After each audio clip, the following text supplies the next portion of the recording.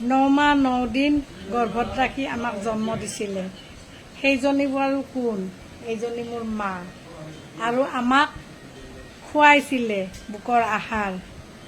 যেতিয়া আহাৰ এৰিছোঁ তেতিয়া আমাক উৱা চাউলৰ গুড়া কৰি গাখীৰেৰে খুৱাইছে।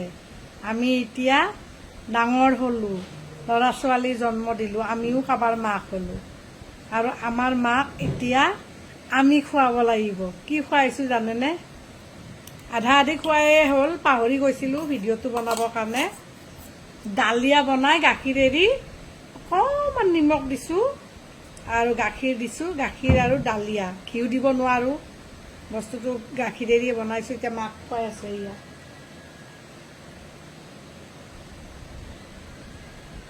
আজি বহুত বছৰৰ মূৰত মা আহিলে আৰু মা চোৱাৰ কাৰণে ভাইটি বিয়াই পতা নাই।